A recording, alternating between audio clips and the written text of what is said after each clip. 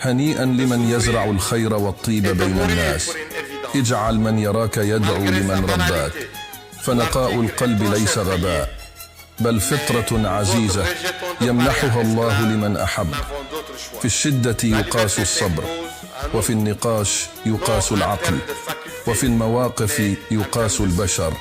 هنيئا لمن يحرص أن لا يظلم أحدا، لا يغتاب أحدا، ولا يجرح أحدا، ولا يرى نفسه فوق أحد، فكلنا راحلون.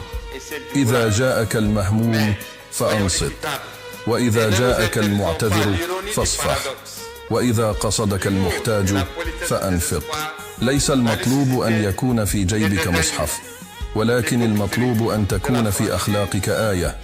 كل شيء حولنا يذبل ويشيب، إلا الخير يظل مورقا في النفوس. رائع أن تساعد الآخرين بدون مصالح، والأروع أن تجعل نية المساعدة نيل الأجر من الله. رائع أن تبتسم في وجه أخيك، والأروع أن تسأل عن حاله، قد يكون في ضيق ويحتاج لمن يواسيه. Sans le secours du discernement et finissent par s'épuiser contre la vague irrépressible de notre soif de mieux vivre. Vous pouvez le comprendre, vous les rescapés de tant de révolutions et de génocides, arrière-enfants de colonisateurs, tôt ou tard, les auteurs et complices d'une hiérarchie fondée sur l'infériorité de l'autre se trouvent émurés dans la prédisposition suicidaire à toujours s'imaginer le progrès en ennemi.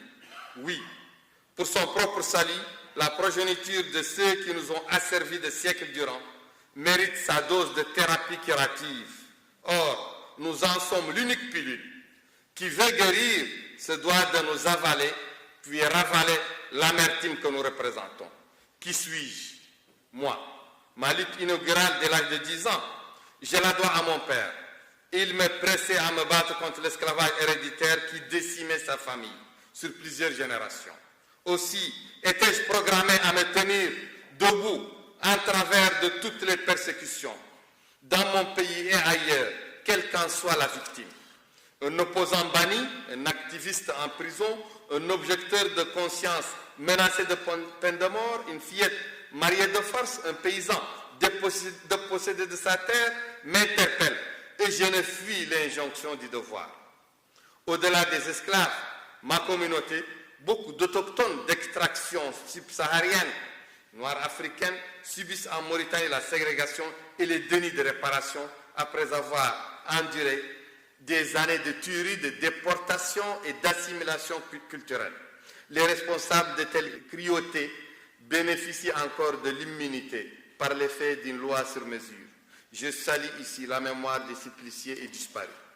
Je renouvelle la résolution à leurs proches, ma résolution, de poursuivre l'effort d'éradiquer l'impunité. Mon ambition va au juste, mon admiration va au juste.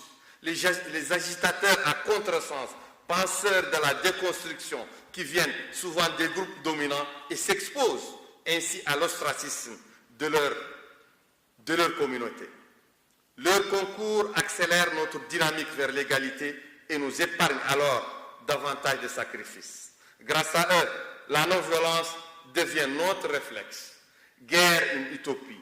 Chers amis, à l'Université de Leuven, je vous promets de poursuivre les œuvres de l'humanisme en action sur les nobles brisés de Baruch Spinoza, Primo Levi, Martin Luther King, Nelson Mandela et d'Alexandre Solzhenitsyn, pour ne citer que les grands maîtres.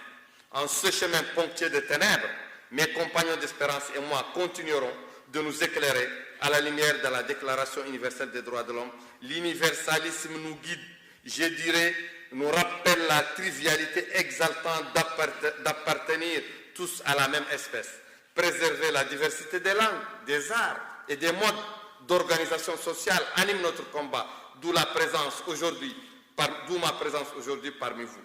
Nous partageons la foi que l'uniformisation par la contrainte de corps, la négation de l'individu, l'effacement des singularités et l'inversion de l'altérité diminue les défenses immunitaires de chaque population face au fanatisme, la tuberculose de notre siècle adolescent, ce siècle, ce 21e siècle.